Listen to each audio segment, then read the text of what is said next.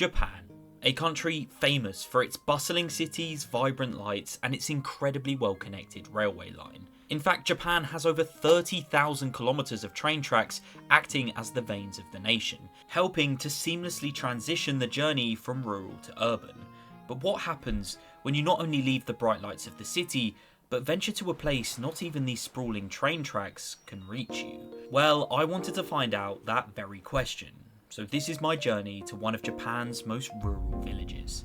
Okay, as you guys heard in the intro, I am on my way to a very special place. A small village called Kuzu. Now it's nestled in the mountains of the Nara prefecture. But Kuzu isn't just any rural Japanese village, it's very special. It's historically famous for providing paper in the olden days to the imperial family of Japan. Now this colossal journey to Yuzu takes over 6 hours from door to door, consisting of 3 trains and a 3-hour-long hike. So, let's go catch my first train.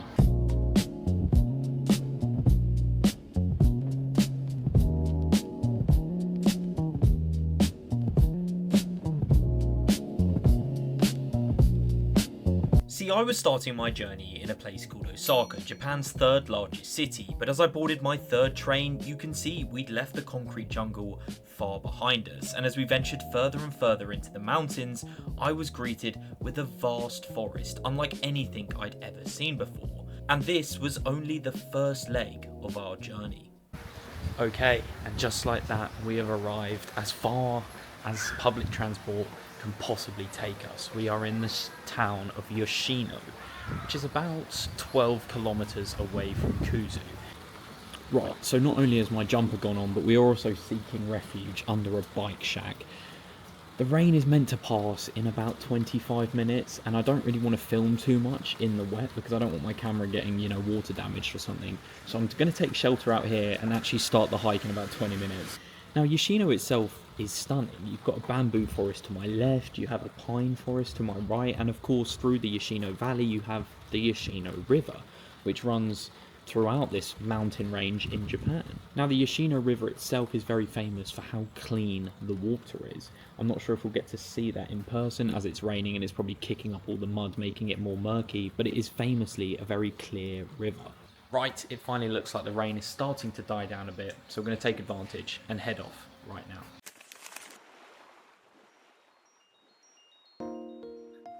That's a cute little road sign, isn't it?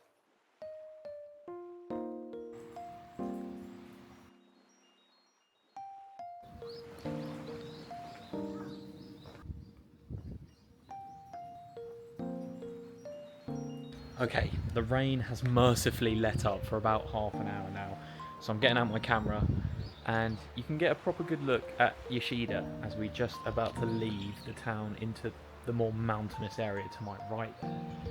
But you could hear a pin drop in this town. There is... Let me just shut up real quick and just let you hear.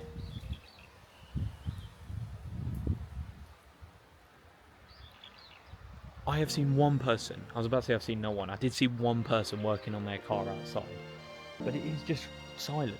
But it's also very nice. I like that.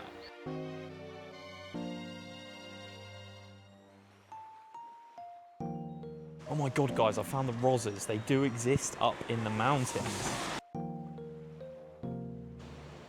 So I don't know if you can see, but just over the river, there is a Lawson's convenience stop. And that is the final shop until you get into Kuzu.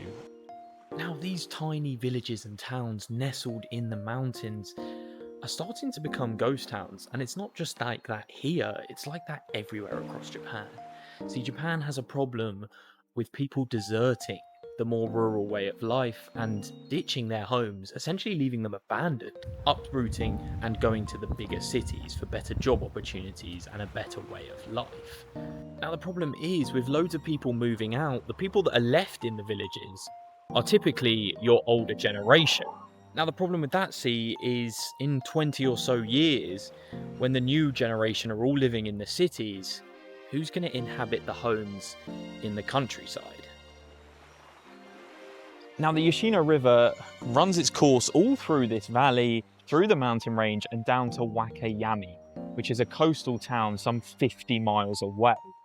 Now there's a barber's coming up. I shouldn't have got my hair cut in Osaka. By the way, this trim cost me £3. Yes, 3 Great British pounds. I should have saved it though and got it cut here at this local barber's. That would have been interesting. I wonder if they know what a fresh low taper fade looks like, but you know, we'll never know, will we? So I have found this little shack by the river and there is no one here. Even more bizarrely, there is just a tank full of fish there. I don't know whether this in the summer is some kind of restaurant or something, but it's given me shelter from the rain and we're going to eat our lunch here and then we'll be on our way. Now, for lunch, we've gone for a very nutritional deep fried chicken bento box, some sour onion crisps, and a pancake. Now, I am slightly scared that an old Japanese man is just going to come down here and shout at me in a language I have no idea how to understand, and I will be told off. Then I will be very sad. But hopefully that doesn't happen and we can eat our food in a little bit of peace and then continue our hike. I've just realised that's actually mackerel, not chicken, which is absolutely fine because I don't mind mackerel. But there is no better feeling than a warm meal in your belly on a cold, rainy day. The problem in Japan, right, is they don't have any small bags of crisps. And this is like the size of my head. And I have no way of like storing it. So that means I'm going to have to eat all the crisps. Oh no, what a shame. Right, as you can probably see / hear, it's starting to rain pretty heavy, so I've just finished lunch. I wanted to stop at a few of the shrines and temples in the mountains on the way to the village, but I don't know if that's going to be possible in this rain. Like, I am just going to be drenched. I'm going to look like a wet puppy arriving at this house. So I think I might just smash out the walk. It's about an hour and 50 minutes to where we need to be. So I'm thinking about smashing out, speed walking, and just getting there quick. So let's go, come on.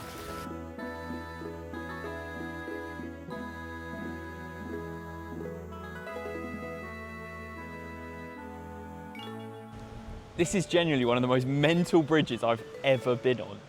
I mean, this camera just doesn't do it justice. We are like, I'd say a good 80 meters up in the sky right now. It is a long way down past that barrier.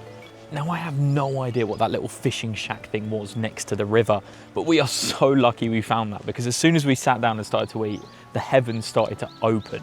I mean, it got pretty torrential for a moment, and I was actually kind of questioning whether I'd even be able to walk through the mountains in those conditions.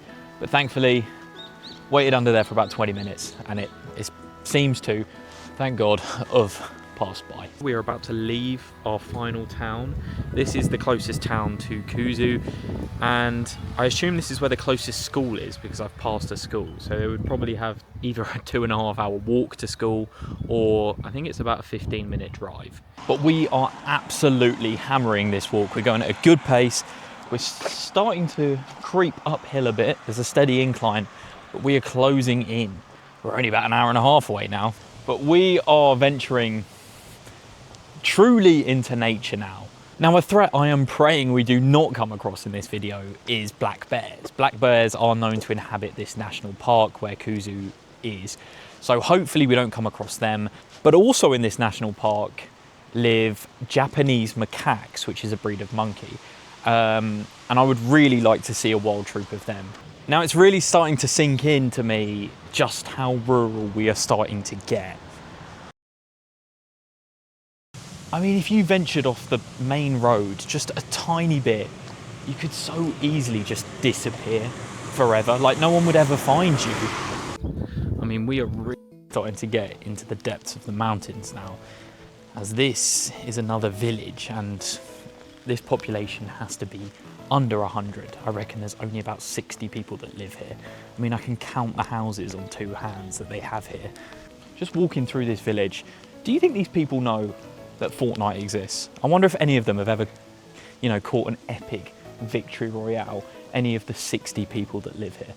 Probably not. That could be a video idea actually, getting the first victory royale in Narai. Wow, I'm onto something. Okay, this is getting borderline incredibly sketchy. We have to venture on like the little grass verge of a tunnel for about 500 meters. In its defense, wow, the echo in here is kind of mad. It does open out into a fairly narrow walkway, but it will do. I mean, it's not the end of the world. So this extremely quiet and quaint village is called Yaji. Again, having a tiny population and being nestled right in the mountains, it's very rural. there is such a beauty to all these tiny little villages and towns I've come across on this walk. As we are nearing in on our final destination actually, it's just sunk home. Now, although many of these small villages and towns are under threat from people moving out, they are still kept in such good condition. I mean, they are pristine. The flowers, the bushes, the paths, they're all trimmed. They're all very clean. There is not a single bit of litter in sight. And I mean, even the houses, some of them aren't even lived in, but they are still in tip-top condition. Now, I don't know if I'm just incredibly weird, it's probably that first one, or whether you guys do this as well, but whenever I see a river like this, I always think, what is the biggest fish in that river? And is it bigger than me? And in this case, it probably is, because this river is huge and spans hundreds of miles.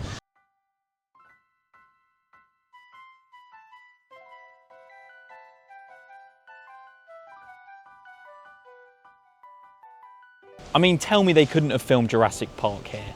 I mean, look, it looks like Isla Nublar. I feel like any second now of Spinosaurus is just about to emerge from the undergrowth and yam me up for dinner, but yeah, and that's a good thing. That's not a bad feeling. And it's finally stopped raining. God, that feels good to not be soaked just for 5 minutes. This is the life though. You've got the sound of a deer screeching to my left, as you heard there, and then you've got the cascading water to my right. I mean, does life get any better than this? I have just come across this mini restaurant machine. I'm sure I would trust eating food from something that looks like this. I mean, this looks like it's been in there since the war, to be honest. 650 yen though, so it has suffered from inflation. But yeah, I would not eat something out of this vending machine. So it's around this point, I was about 45 minutes away from the village, walking alongside the road, when all of a sudden, a taxi pulled up out of nowhere and asked me if I wanted a lift, to which I said no, I was happy walking, but the man insisted. He asked me where I wanted dropping, and then proceeded to drive me the rest of the way for completely free. I insisted on paying him, but he wouldn't take my money. He was a lovely man, but requested to be left off camera, but to whoever this kind stranger was, thank you. So just as I was talking about how treacherous some of the roads can be on the way to Kuzu, one of the kindest people I've ever met pulled over and he gave me a lift. Now, he was a taxi, so I was assuming that he wanted money. And I was like, no, I'll walk, it's fine. Anyway, he Google translated that no money at all, he'll drop me at the guest house. Anyway, honestly, one of the nicest men I've ever met. I can't speak much Japanese, he couldn't speak much in English, but through Google Translate, he was one of the nicest blokes ever. Anyway, we have arrived at Kuzu, and this is the house we will be staying at. Right. It's the moment you've all been waiting for, room tour time. This is where I'm sleeping tonight, in a traditional tatami room with a futon in the middle. It's a huge room. Now, this is a very traditional Japanese house, and there is another family staying here, a mother and a daughter, and it all together feels very homely. They're cooking dinner, we're all going to eat together at 7:30. They're cooking for me as well, which is incredibly kind, and I'm sure the food is going to be banging, so I'm excited to try that. But this is my room, and I'll show you the view out the front. And this is the view out of my room. Right, I should probably explain what's going on. I booked to stay with a woman called Kumiko, and I will leave a link to her guest house in the description because I cannot implore you enough, if you were in Japan, to just go and do it. Yes, I know it's in the middle of nowhere, and yes, I know you have to trek for hours, but it is 1,000% worth it. I paid for a singular room to stay in, but what I got was so much more. Kumiko was a phenomenal host. She was warm and welcoming. She cooked a huge meal for me and the other guests who were staying there, which were some of her friends from the city. It was hospitality unlike anything I'd ever experienced in my life. And although I didn't record much of the evening, because quite frankly I was having such a great time, this is the little footage I did manage to get. Look how nice it is. The light seeps through the sliding doors and it kind of wakes you up naturally. Like, I didn't even need an alarm to wake up. But anyway, it's 7:30 now. I'm gonna go have a shower, have some breakfast, and then we can head on a hike. And also, one more thing, it's a lot comfier sleeping on this futon than I actually imagined. So yeah, anyway, let's get on with the day. So this is the village of Kuzu. We didn't really get a chance to see it properly as I got a lift round the corner, but it stretches from here all the way to over there.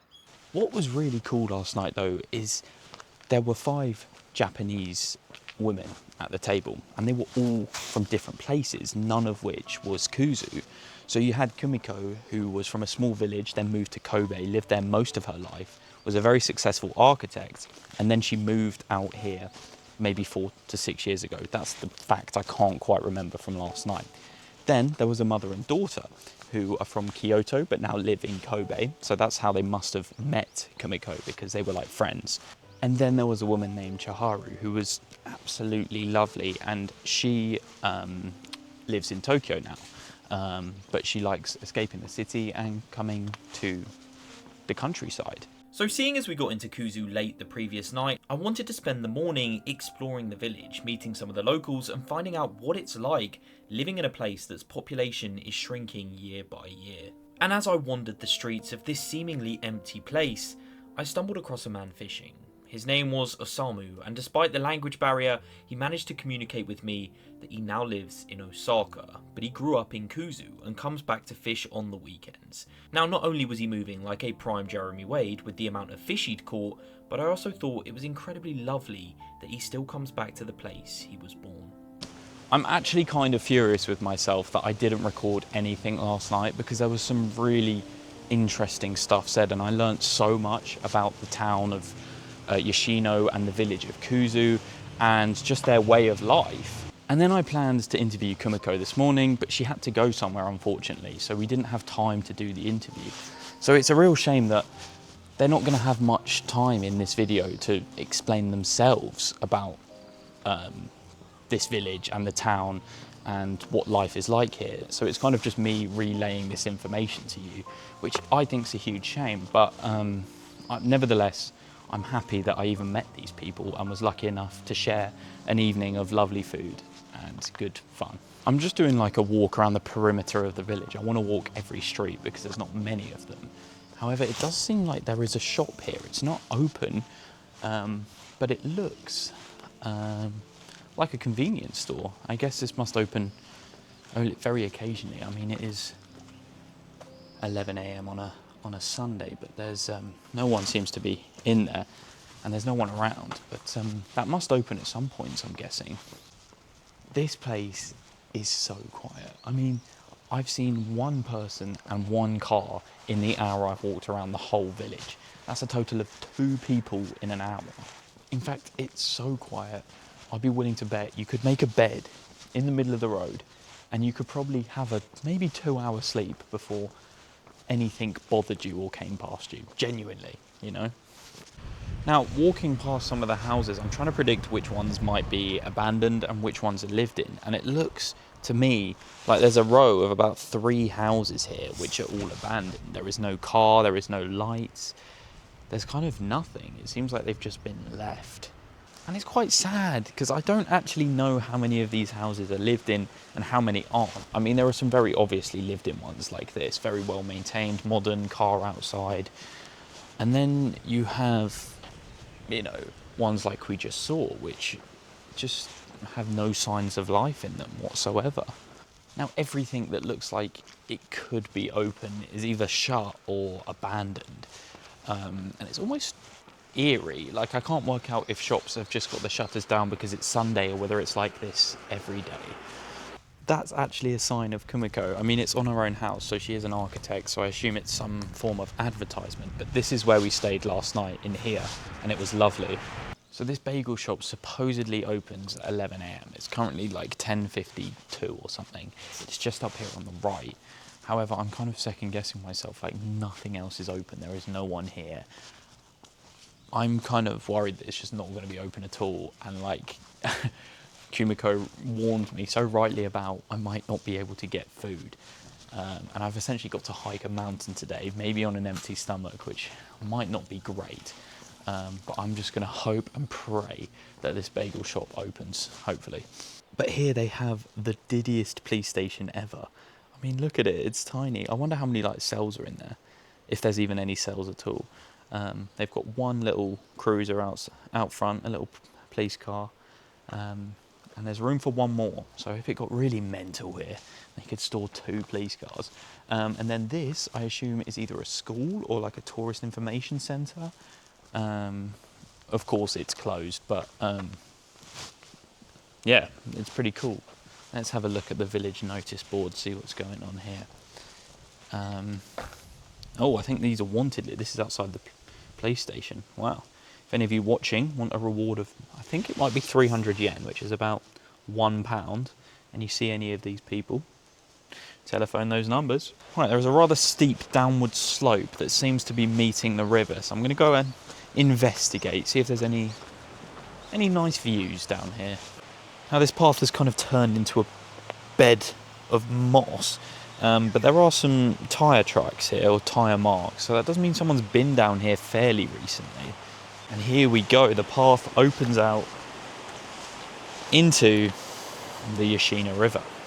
Wow, just look at that. But if it was summertime, guys, I would be in that river in a flash. I mean, I'd probably get swept downstream and probably drown, but at least I'd have fun for about 5 minutes before I met my demise. But if it was nice and warm and wasn't so cloudy, you know I'd be wading in that river right now. I could genuinely stay here all day.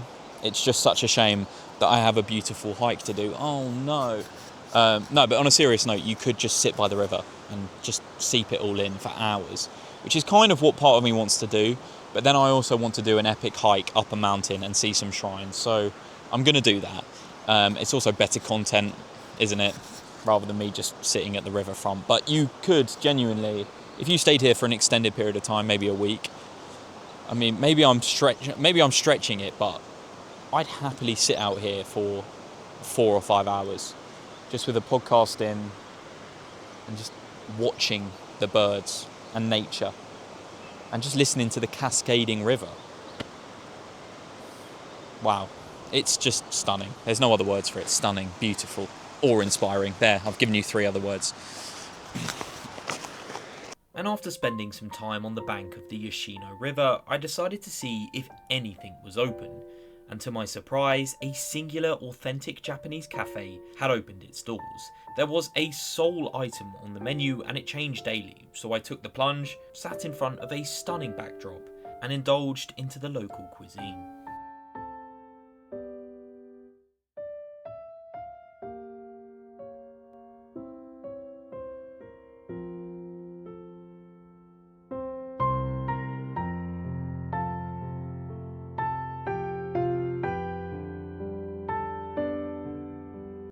After my delicious lunch, I spoke to Maya, the owner of the cafe, who told me a little bit about Kuzu.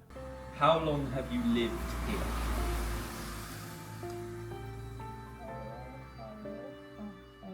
6 years. 6 years. Is the village getting more quieter with people moving to the city? Yes. Yes, lots of people moving, or? Yes. Through the power of Google Translate, Maya told me she moved from the city for a more peaceful life, opening this tiny cafe. She runs yoga classes throughout the week for the declining population and offers a hub for the people of Kuzu to come together and hang out. She was honestly one of the kindest people I've ever met in my life, and I really hope to see her on my next visit.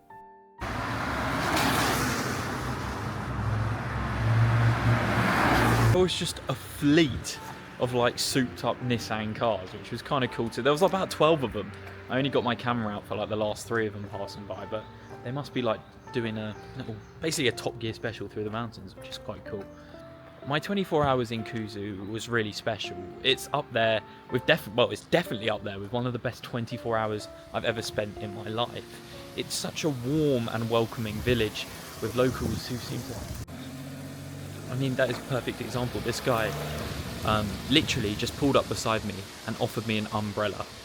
I said no, because obviously I'd never be able to give it back to him, but that's just the kind of vibe it is here. If I was to say to you, any of you watching this video, rural Japan, I don't know if the first word that would pop into your head is welcoming. You might think closed off, maybe a bit grumpy, not liking outsiders, but it's the complete opposite. This tiny village nestled in the Yoshino National Park mountain range has been far more welcoming than any Western village I've been in my life. Now, I made a promise to Kumiko and everyone at that dinner table that I would return to Kuzu at some point in my life. And I fully intend on keeping that promise. I really want to come back next year because this, honestly, has been my favourite place in Japan. I love Osaka, I love Kyoto, I love Tokyo, I love Kobe. Japan is an amazing country with some amazing experiences, but this might have just been my absolute favourite. And although my time in Kuzu itself was extremely brief, Kumiko had hand-drawn me a map through the mountains to take me back to Yoshino Station in order to get home. Now, whilst this route would take me off the main road, these trails weren't on Google Maps and there was no phone service out here. So as I left Kuzu, I was entirely at the mercy of a handmade map.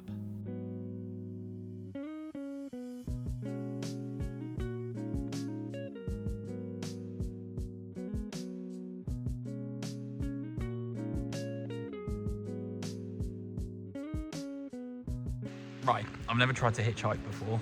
It's raining quite a lot. I'm going to attempt to hitchhike just round this busy road. I don't really want to walk around a blind corner in the pouring rain up a mountain. Like, so much could go wrong. That is just asking for a disaster. So I'm going to stand here for like 15 minutes, just like an absolute wally, and hope someone will just give me a lift round the corner.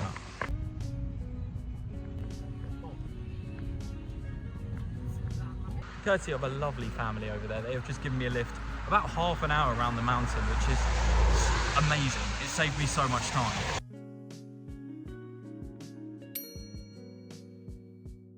So just to give a bit of context, if you were to walk it like I've done, these are the kind of paths you go along. Now, it is obviously incredibly beautiful. However, apparently this forest is full of black bears. Now the tip is with black bears, if you see one, you're not meant to run away. You're meant to act big and try and scare it off. But me, standing at only like 5'10", I don't know if I'd scare the bugger off. So I don't know. If I actually see one, I actually don't know what I'm going to do.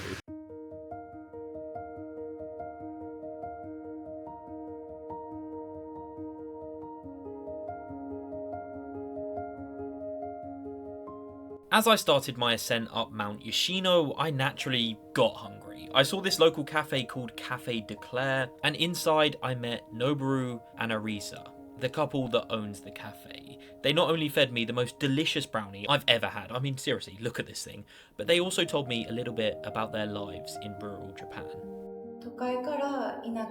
There was a real problem with people leaving the villages, but recently more and more people have been moving back to the countryside for the beautiful nature. I learnt that both Noboru and Arisa had moved to the countryside from Osaka thanks to the government's affordable housing program, which I will touch upon later.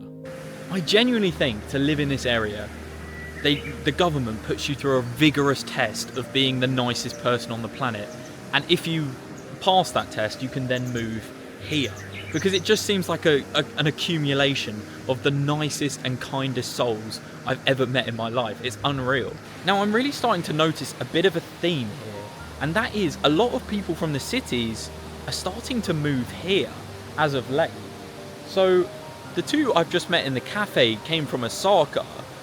Kimiko came from Kobe, and Maya came, she didn't actually say where she came from, but she came from the city 6 years ago, she said.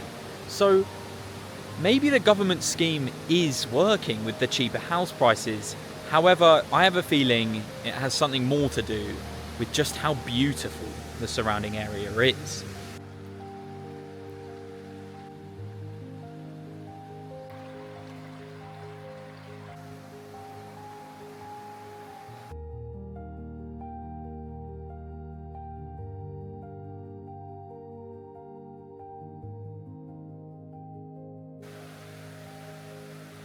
Right guys, I believe we've just crossed into bear territory.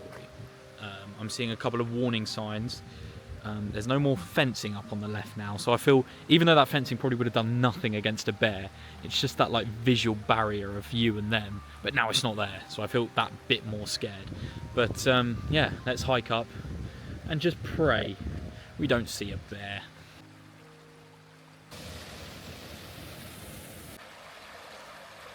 Does anyone remember Slender Man? I feel like this is the forest from that game. I feel like bro's about to pop out and just whisk me to another dimension or something. It's kind of spooky actually, because it's like sunlight. It's like light out here, right? But sunlight, there's parts in there where sunlight actually just doesn't reach. And look, I'd love to go up some of these trails that just seem to go on endlessly up to the tips of the mountains. But quite frankly, I'm not only in bear territory, even I don't know where I am, and neither does Google Maps. When Google Maps doesn't know where you are, then you're in trouble. So I don't really want to venture too far off the path that I'm already being guided to by a local. So I'm going to stick to the path.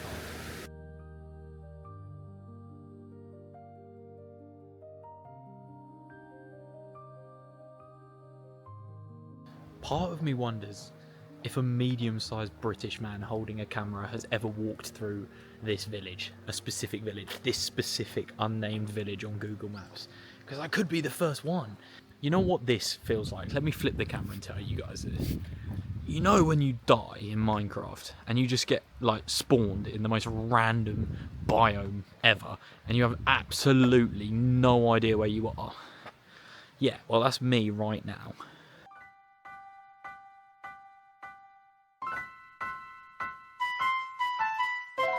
I am genuinely about 84% sure that this is the right path. I need to turn into Hansel and Gretel and start leaving crumbs just so I can find my way back. Because look at this place, it's mental. Oh God, I really hope I don't get lost. Come on, let's go. I wonder what the biggest critter in this forest is. I reckon there's like a centipede, probably the size of me, somewhere lurking somewhere in all of these trees. Surely, right? That bridge is not alright, that is sketchy, but the waterfall is absolutely stunning.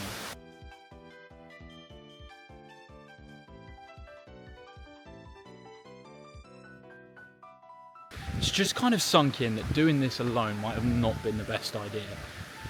We are deep in the forest now. It is slippy. There are bears. I've seen benches though, so that must mean people do come here. I read up that you just have to like speak really loudly as you walk. So I've just been singing Rizzle Kicks on repeat, hoping it will scare off any bears in my path. So I'll just keep to that plan and hopefully it works all the way to the other side, right? Right, I've got a really good way of scaring off the bears.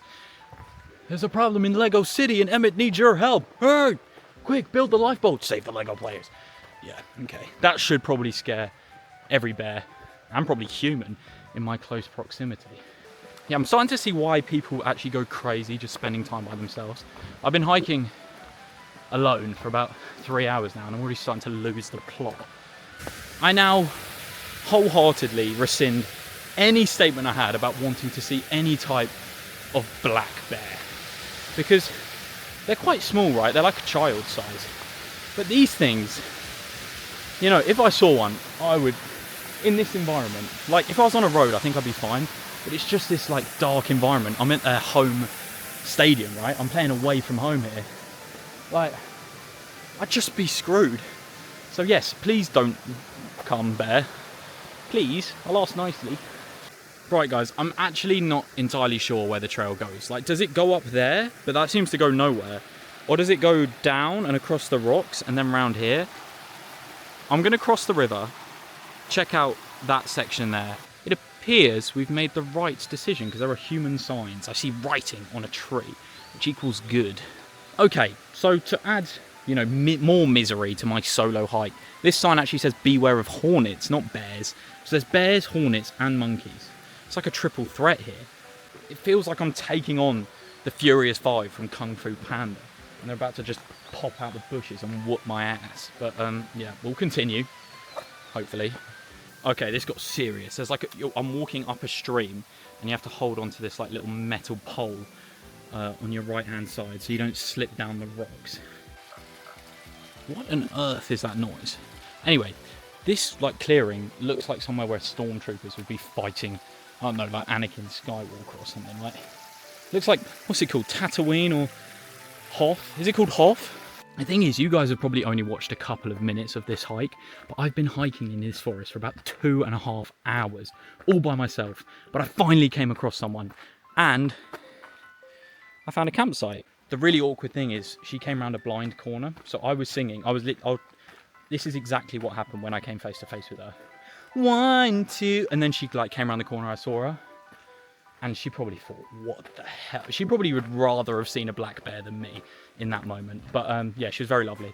We had a little chat, and I am in the right direction, so feeling a bit more reassured now. There's signs of life. We're heading in the right way. This is the first bit of English I've seen on any type of sign in about 30 hours, and it's very reassuring because it's pointing me in the right direction. Okay, yet again we have a split in the road. You can either take the low ground or the high ground. As Fortnite taught me, you always take the high ground. I can't read what they're saying, and I've got no reception here, so I can't Google Translate it. We're going to take the high road. I feel like if I was to get tracked down and eaten by a bear, though, low-key my meat would be Wagyu. Like, I'd be ultra premium. I'd be the best meat that bloody bear's ever had. That was a bit of a tongue twister. Bloody bear. Right, on we go. Come on, boys. I feel a bit better now I'm at the peak of the mountain. Like, that is the top of the mountain, and it's just a long way down. But I can see everything. Before I was hiking, down, so things could be above me. Like, I had visions of like a black bear just like jumping off the top rope like John Cena, but I don't think that's going to happen here now. In fact, I'm going to jump off the top. If I see a black bear, I'm going to jump off the top rope. RKO him out of nowhere.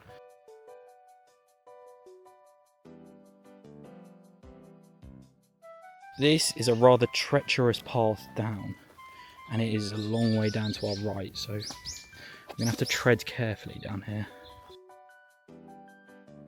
Got to look at it, right? It's a long way down, right?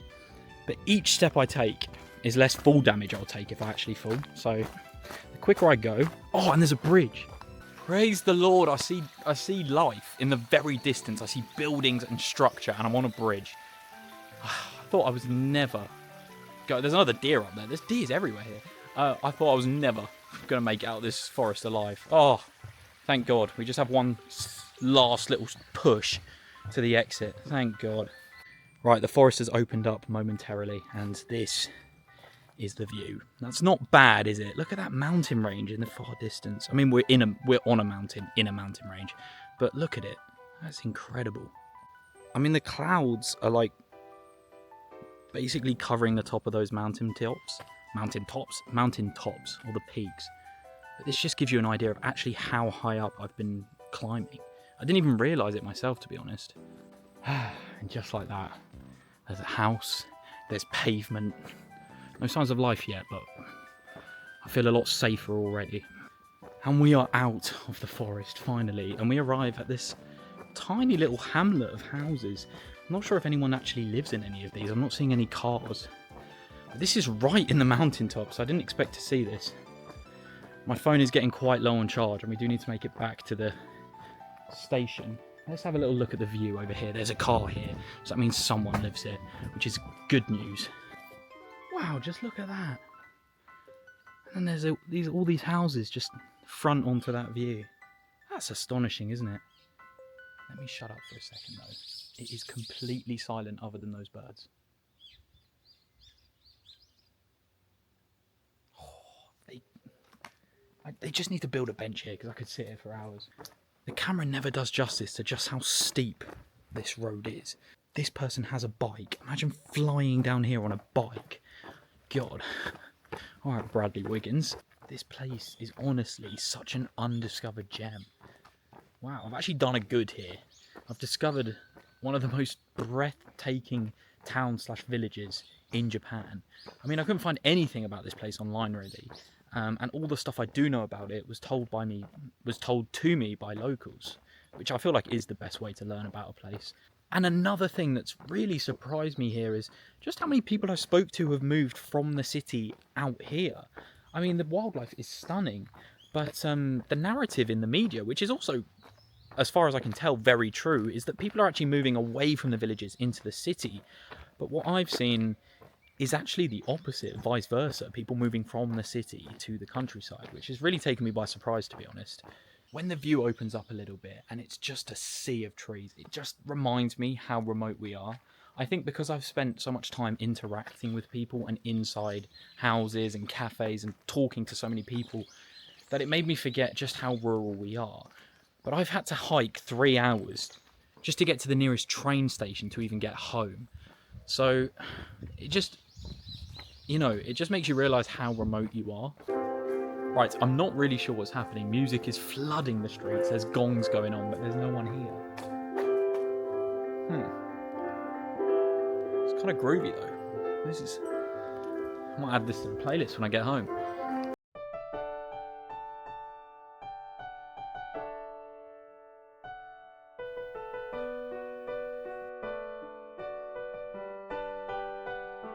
I mean, we are so high up. I mean, look how close to the clouds we are here. And you can even see like little bits of cloud vapour on the lower parts of the mountain.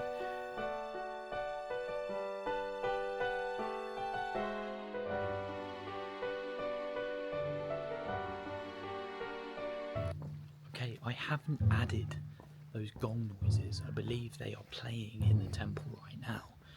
So let's go check it out. I don't want to speak too loudly and interrupt their performance. So there is obviously some kind of service happening, and we are in a cloud. We are so high up in the mountains. I don't know if the camera's picking it up, but it's covered in mist. It's giving it almost this otherworldly kind of aura around it. And this is actually the oldest and largest temple on the mountain. Whilst walking through the pristine streets of Upper Yoshino, I came across a couple who had lived in the town their entire lives. And they sold kuzumochi, an authentic Japanese treat made up of starch and water. For 60 years, they had ran this independent shop, handcrafting the treats and sculpting them into miniature works of art. After insisting I try some, I decided to buy a box for my mum as a gift. This is just insane, man. As my train pulled away from Yoshino, I felt an overwhelming sense of happiness. I travelled to the village of Kuzu, not really knowing what to expect, but what I was greeted with was unwavering kindness from absolutely everybody I'd met. It was a sense of community that you rarely see, and it felt like I was living in a Studio Ghibli film. Rural Japan is often labelled as unwelcoming and scary for foreigners, but in my personal experience, that statement couldn't be further from the truth. It's also really nice to see that the Japanese government's affordable rural housing scheme is working so effectively and bringing businesses to these picturesque towns and injecting life back into their quiet streets. Kuzu, Yoshino and the surrounding villages not only look beautiful, but each and every one of them is filled with beautiful souls.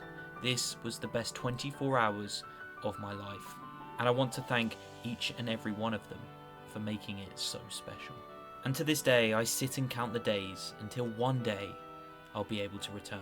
If you guys want to check out any of the businesses you've seen in today's video, I will leave a link to their socials down below in the description. I would also like to say a huge thank you for watching, and I hope you will stay tuned for my future adventures.